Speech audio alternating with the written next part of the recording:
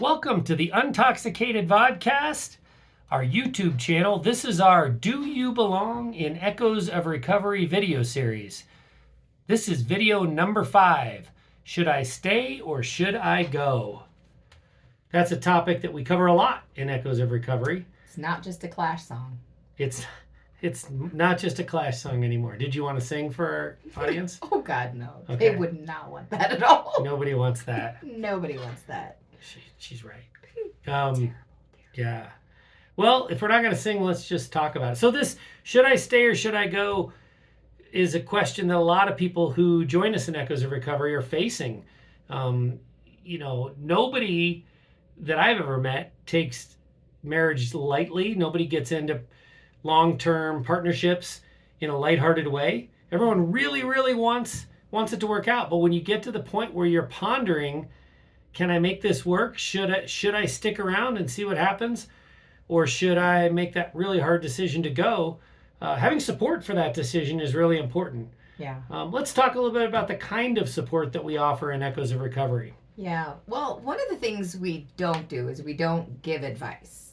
We give examples, and you'll have lots of examples that about, separating, not separating, divorce, not divorce, working it out, sticking it out, staying well, was actually one of the podcasts we had done. So lots of examples of different scenarios. When you say we don't give advice, we give examples, that's not just us, that's the other people in the group. Yes, the group in general. So literally dozens and dozens of people with this same should I stay or should I go question and how they've handled it. Yeah. And people sometimes talk about things that worked, things that were successful, and sometimes they talk about, I did this thing. I posed an ultimatum. I rather than work on boundaries and detachment, I started telling my partner what to do, things like that. Yeah. And so they don't just, it's not all just heroic success stories. Yeah, we will share the swings and misses as well.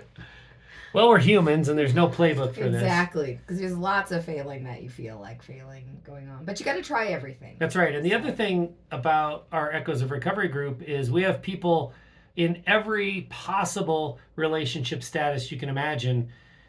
People who have separated, people who have divorced, people who have sadly lost their partner, people who have stayed and the relationship is turned around and they're making progress. So it's not like you're only going to hear from one side of it. That you couldn't possibly think of a side of it that isn't represented in Echoes. Absolutely. Yeah, that's really important. You'll know when you know. That's something that we say a lot in Echoes, and we hear a lot of people say in Echoes. Mm-hmm. People's tolerance for bad behavior, people's tolerance for pain and misery and anxiety and depression, everyone has a different pain threshold for that stuff. So what you might hear a story and you might say, oh my gosh, I could not have stayed in that relationship if that was going on. But the person that's in that relationship has a little bit more leeway, a little bit more tolerance for that pain, and they're not ready to get out. And then the opposite is true. You can hear, oh my gosh, they got divorced, and compared to my relationship, the relationship that they were in, it hadn't reached the same level of badness, of awfulness, of misery. And so one of the things we do in Echoes is we really respect each other's pain tolerance, life situation, developmental situation. How are you brought up? What kinds of things have you normalized? And what's your personal situation as it relates to making that ultimate stay or should I go decision? So one thing you'll never see in Echoes of Recovery is here is a list of the things that if these things happen, you have to go. Yeah.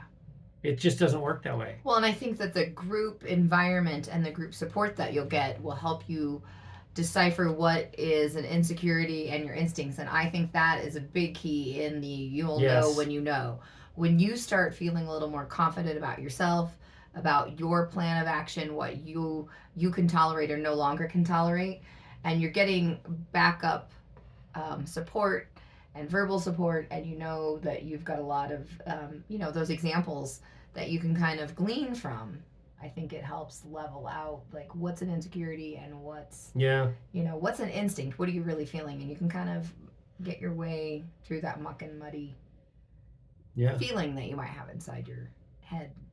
Absolutely, head and heart. Yeah.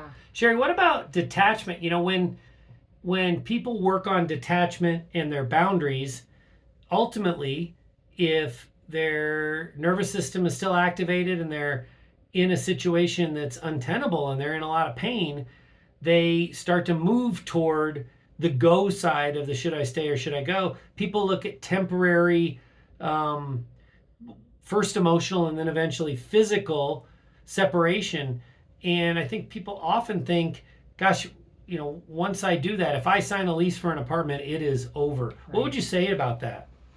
Well, your alcoholic partner might try to say that to you. Yeah, it's a good way to once you're out the door, or or once I'm out the door, that's it. We're done.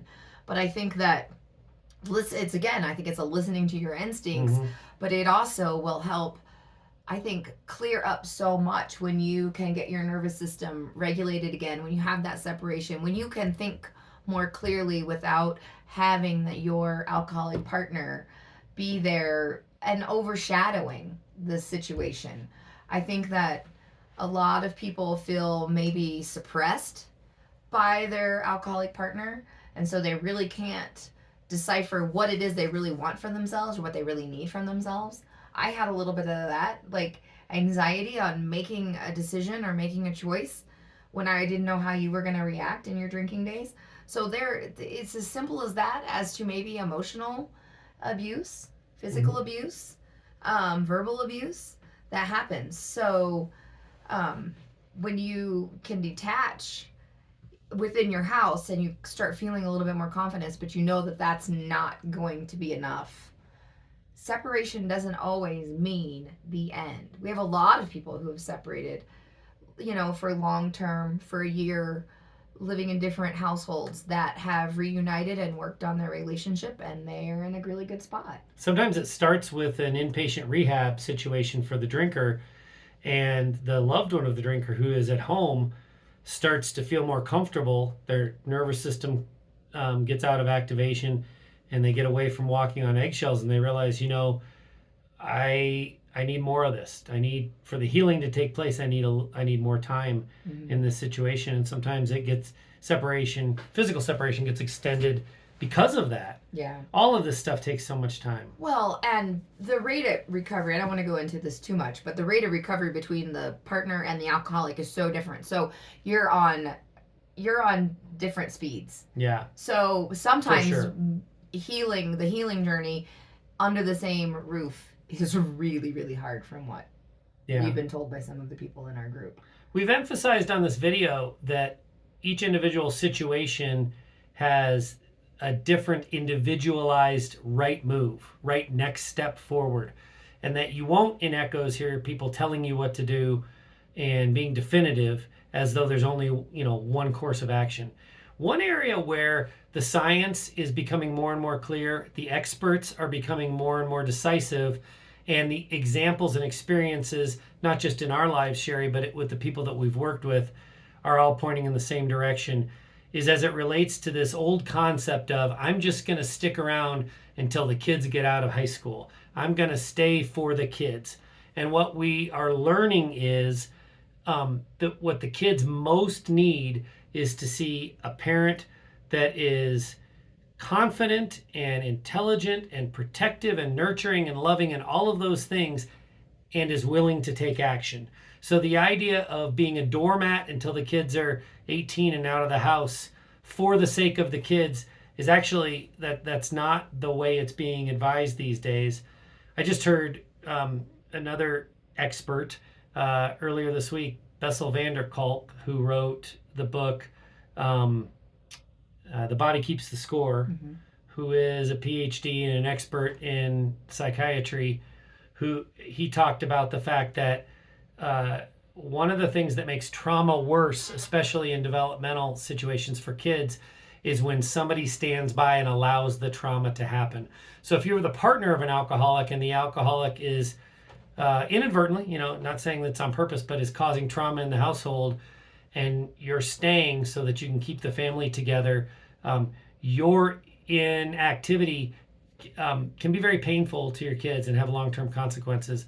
And I would never ever blame the partner of an alcoholic for the situation, but taking action to show strength and independence and making the right move. And that you're protecting the kids and choosing them over That's right. being a doormat. I know we have some experience with that with our older child. Yeah. There's a little bit of Really disrespect traumatized situation because of the trauma, and felt that we needed to move on. And I didn't feel that it was that bad, but I'm not going to diminish her trauma experience.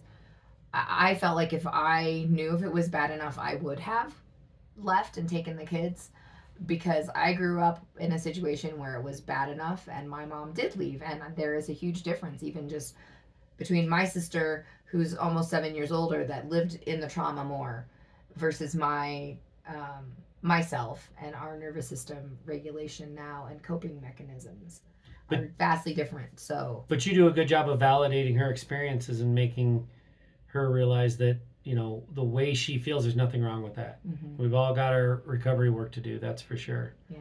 So, as you can tell, we're trying to cram a lot into a short period of time. This whole topic of should I stay or should I go is, there's so much to it.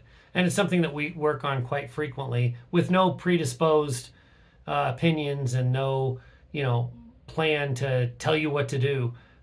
It's an open-minded approach and an open-minded discussion, and we hope that you'll join that discussion if this resonates by joining us in Echoes of Recovery.